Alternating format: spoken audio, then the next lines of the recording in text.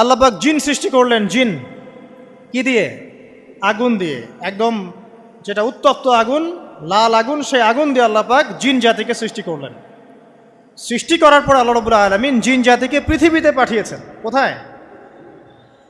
আর এখন মানুষ পৃথিবীতে যা করছে, জিন জাতীয় কিছুটা এরকমই কাজ করেছিল, বরং তার চেয়েও হয়তো বেশি করেছিল। পৃথিবীতে সে ফিতনার ফাসাদ সৃষ্টি করেছিল। এক পর্যায়ে আল্লাহ রাব্বুল আলামিন জিন জাতিকে ধ্বংস করে দিলেন। কিছু কিছু জিনকে আল্লাহ পাক অবশিষ্ট রাখলেন, যেগুলো পাহাড়ে, পর্বতে, বিভিন্ন জায়গায়, সমুদ্রে আশ্রয় নিল। পাহাড়ি এলাকাগুলোতে জিন থাকে, গভীর সমুদ্রে জিন থাকে, হ্যাঁ, জঙ্গলে জিন থাকে।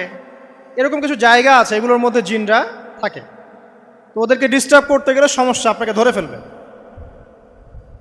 আর যদি প্রতিদিন সকাল সন্ধ্যার জিকির আজগার ঠিকঠাক মতো না করেন, কোরআন তেলাওয়াত ঠিকঠাক মতো না করেন, নামাজি না হন, আর পবিত্র না থাকেন, তাহলে জিন ধরার সম্ভাবনা বেশি। আর আমার মনে হয় এখনকার যে মেয়েগুলো রাস্তাঘাটে ঘোরাফেরা করে, এদের বেশিরভাগই জিন ধরা। কারণ আছে, এমনি এমনি বলি নাই। এটা আপনাকে বুঝতে হলে আল্লাহ এবং তার রাসূলের চোখ দিয়ে দেখতে হবে। তো কারণ তাদের চাল চলন স্বাভাবিক না, কিছু একটা ওদের উপর ভর করেছে। ওই ভরটা করার কারণে তার চাল চলন আজকে এমন হয়ে গেছে।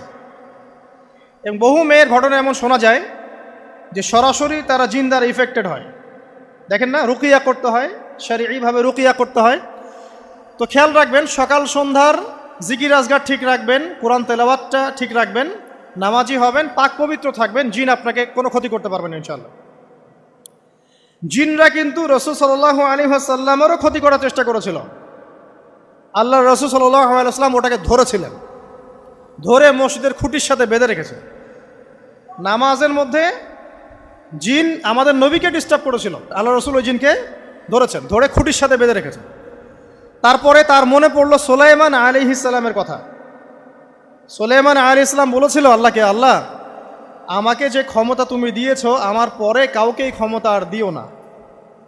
আর সুলাইমান আলাইহিস সালামকে আল্লাহ পাক জিন জাতিকে অনুগত করে দিয়েছিলেন। সুলাইমান আলাইহিস সালামের নির্দেশে জিন জাতি বিভিন্ন কাজ করত, এমনকি সমুদ্রের মধ্যে ডুবুরির কাজও করত, সমুদ্রের ভিতর থেকে রত্ন বের করে নিয়ে আসতো। এগুলো কিন্তু অলিক রূপকথা নয়, সত্য ঘটনা। তখন নবী সাল্লাল্লাহু আলাইহি ওয়াসাল্লাম বললেন যে আমার ভাই সুলাইমানের কথা আমার মনে পড়ে গেল, তাই আমি জিনটাকে ছেড়ে দিলাম। তো আল্লাহ পাক জিন জাতিকে সৃষ্টি করে এই পৃথিবীতে পাঠানোর পর তারা এরকম ফিতনা এবং ফাসাদ সৃষ্টি করার পরে আল্লাহ পাক ওদেরকে ধ্বংস করে দেন। দেওয়ার পরে আরও অনেক যুগ এবং অনেক শতাব্দী কেটে যায়। কত যুগ, কত শতাব্দী আল্লাহ ভালো জানেন। অনেক লম্বা সময় পরে গিয়ে আল্লাহ রাব্বুল আলামিন ফেরেশতাদেরকে ডাকেন। কাদেরকে ডাকেন? তাদেরকে ডেকে বলেন, ওয়াইজ ক্বালা রাব্বুকা লিল মালায়েকা, স্মরণ করো নবী সেই সময়ের কথা যখন তোমার রব ফেরেশতাদেরকে ডাকলেন, ডেকে বললেন, ইন্নী জাইলুন ফিল আরদি খলিফা, হে ফেরেশতা মণ্ডলী, আমি পৃথিবীতে আমার খলিফা পাঠাতে চাই। কি পাঠাতে চাই ভাই? খলিফা। খলিফার দুটো অর্থ, একটা হচ্ছে ওই যে জিনরা যে চলে গেল, ওর স্থলাভিষিক্ত হয়ে আরেকটা জাতি, স্থলাভিষিক্ত হওয়া। আরেকটা ব্যাখ্যা হচ্ছে খলিফা শব্দের মানে হচ্ছে যে ব্যক্তি আল্লাহ পাকের বিধান অনুযায়ী পৃথিবীতে বিচার ফয়সালা করে, সে আল্লাহর খলিফা। আমি কি বুঝাতে পারছি? আল্লাহ পাক ফেরেশতাদেরকে বললেন, আমি পৃথিবীতে আমার খলিফা পাঠাতে চাই, প্রতিনিধি, এবং যে আল্লাহর বিধান দ্বারা বিচার ফয়সালা করে। তখন ফেরেশতারা বলছেন, ক্বালু, ফেরেশতারা বলছেন, আতাজআলু ফিহা মান ইউফসিদু ফিহা ওয়া ইয়াসফিকু দিমা, হে আল্লাহ, আপনি কি এমন কোন সৃষ্টিকে আবার পৃথিবীতে পাঠাতে চান যে পৃথিবীতে গিয়ে ফিতনা ফাসাদ সৃষ্টি করবে অথবা রক্তপাত ঘটাবে? ফেরেশতারা এই কথা কিভাবে বলতে পারলো? হ্যাঁ, জিন জাতির অভিজ্ঞতার আলোকে। ঠিক আছে? তখন আল্লাহ পাক বলছেন, ইন্নী আ'লামু মা লা তা'লামুন, দেখো আমি যা জানি তোমরা তা জানো না। মানে তারা ফিতনা ফাসাদ সৃষ্টি করতে পারে, কিন্তু আমার কিছু মুখলেস বান্দা থাকবে যারা এই পথে পা বাড়াবে না। আচ্ছা, এবার আল্লাহ রাব্বুল আলামিন আদম আলাইহিস সালামকে সৃষ্টি করলেন। আল্লাহ পাক নিজের হাত দিয়ে আদম আলাইহিস সালামকে সৃষ্টি করেছেন।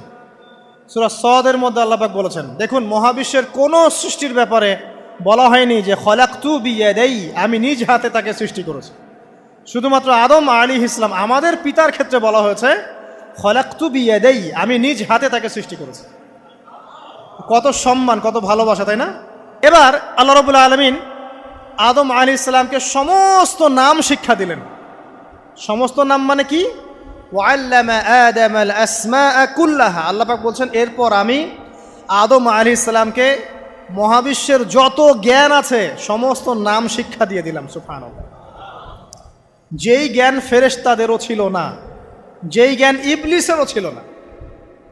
ইবলিস কিন্তু অনেক জ্ঞানী ছিল, অনেক বড় আবেদ ছিল, সে দীর্ঘদিন আল্লাহর ইবাদত করেছে, কিন্তু এই জ্ঞান কিন্তু তারও ছিল না, ফেরেশতাদেরও ছিল না। সুম্মা আরাদাহুম আলাল মালাইকা, এরপর আল্লাহ রাব্বুল আলামিন আদম আলাইহিস সালামকে ফেরেশতাদের সামনে নিয়ে আসলেন, উপস্থাপন করলেন। মহাবিশ্বের ঘটনা, এটা ঘটছে, চিন্তা করেন, এটা কিন্তু ঘটেছে আগে, অতীত।